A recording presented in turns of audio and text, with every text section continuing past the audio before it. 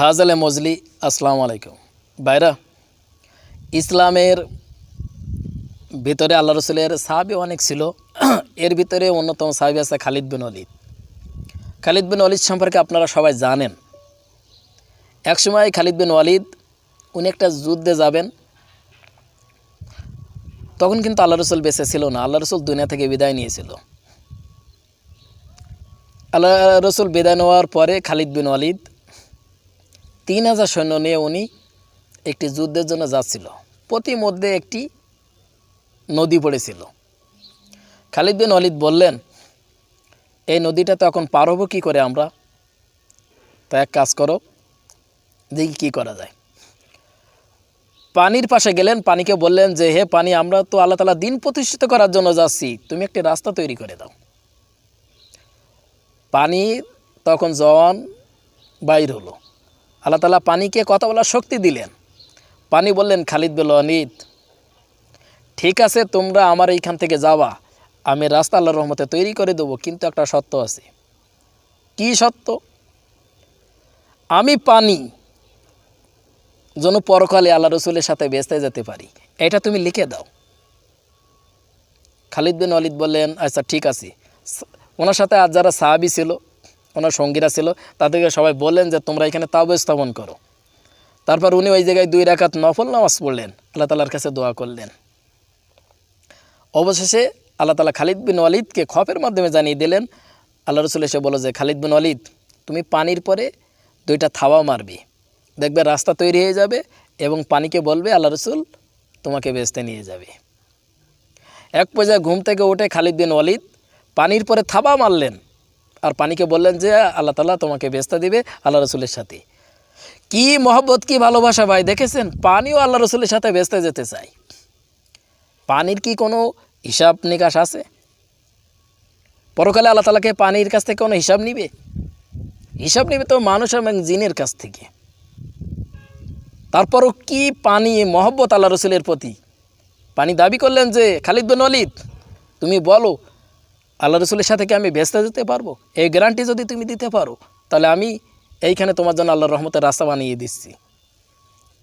অবশেষে খালিদ বিন ওয়ালিদ ওই নদীটা অতিক্রম করে ওনার সঙ্গীদের নিয়ে ওইখানে চলে গেলেন।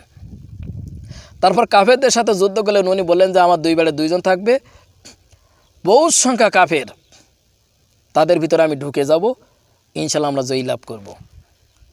একসময় তুমুল যুদ্ধ হয়েছিল। সেই যুদ্ধে তারা কাফেররা হেরে গিয়েছিল, তারা চলে গিয়েছিল। একসময় কি করলেন, ওই দেশের অত্যাচারী বাদশাহ উনি খালিদ বিন ওয়ালিদের কাছে একটি লোক পাঠিয়ে দিলেন, একটি চিঠি। চিঠিতে লেখা আছে যে, খালিদ বিন ওয়ালিদ, তুমি আমার সাথে দেখা করো। ওই কীর্তদাস ওই লোকটা খালিদ বিন ওয়ালিদের কাছে আসলেন। খালিদ বিন ওয়ালিদ তখন ঘোড়াকে গোসল করাচ্ছিল। এসে বললেন যে, খালিদ বিন ওয়ালিদ, আমার এই বাদশাহ এই চিঠি দিয়েছে তোমার সাথে দেখা করার জন্য। খালিদ বিন ওয়ালিদ কী করলেন, ওইখানে যে অবস্থায় ছিল ওই অবস্থায় উনি বাদশার দরবারে চলে গেলেন। বাদশার দরবারে গেলেন, সমস্ত জায়গায় 74 সাইডই সব সৈন্য পাহাড় আছে। ভিতরে প্রবেশ করলেন, বাদশার সাথে বললেন, কথা বললেন। যে বাদশাহ বললেন, তুমি কি জানো আমার কত সৈন্য আছে? অসংখ্য সৈন্য আছে। তোমার অল্প সংখ্যা লোক, তোমাদেরকে আমি হটাইয়া দিতে পারি, মেরে দিতে পারি, হত্যা করতে পারি। ইচ্ছা করলে তোমাকে আমি দুনিয়া থেকে এখন বিদায় করে দিতে পারি। খালিদ বিন ওয়ালিদ বললেন, তুমি পারবে না। খালিদ বিন ওয়ালিদ কী করলেন, তখন ওনার তলোয়ারটা বাইর করে ওর গলার কাছে নিয়ে বললেন, যদি তুমি এখন ইসলাম ধর্ম গ্রহণ না করো, তাহলে তোমাকে আমি কেটে দিব। কি শক্তি!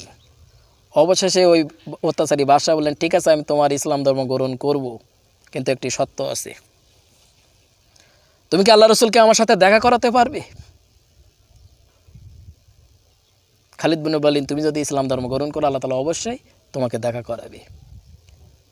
খালিদ বিন ওয়ালিদ আল্লাহ তাআলার কাছে দোয়া করলেন। ওইখানে অত্যাচারী বাদশাহ যখন ইসলাম ধর্ম গ্রহণ করলো, উনি দেখলেন যে মদিনা থেকে আল্লাহ রসুল ওই বাদশাকে হাত ইশারা করে ডাকতেছে। কি পাওয়ার, কি শক্তি! যারা ইমানদার লোক তাদের মুখের কথায় যা বলে তাই হয়ে যায় ভাই। আপনি কিছুদিন আমল একটা করে দেখেন যে কোনো বিষয়, দেখবেন যে আপনি মুখ দিয়ে যা বলবেন সেটা হয়ে যাবে। একটা পর্যায়ে এসে গেলে সেই পর্যন্ত আপনাকে ধৈর্য ধারণ করতে হবে। তারপর অত্যাচারী বাদশাহ একটা চিঠিতে লিখলেন যে আমি ইসলাম ধর্ম গ্রহণ করেছি, আমার যারা লোকজন আছে সবাই ইসলাম ধর্ম গ্রহণ করো।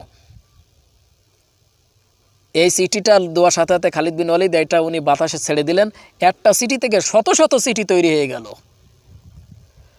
ওনার আশেপাশের লোকজন যা, ওনার লোকজন যা, সবার কাছে একটা করে চিঠি চলে গেল, সবাই ইসলাম ধর্ম গ্রহণ করলো। একটা চিঠি থেকে শত শত চিঠি তৈরি হচ্ছে। এটা কিসের হিকমতে? কার বলে এটা? যদি আপনার হৃদয়ের ভিতরে সেই ধরনের মন মানসিকতা থাকে, যদি আপনি আল্লাহ রসুলকে ভালোবাসতে পারেন, তাহলে কিন্তু আপনার এগুলো হবে। আপনার কল্পটাকে আগে পরিষ্কার করেন বা সাফ করেন, দেখবেন অটোমেটিক্যাল ধারণা আপনার এসে যাবে।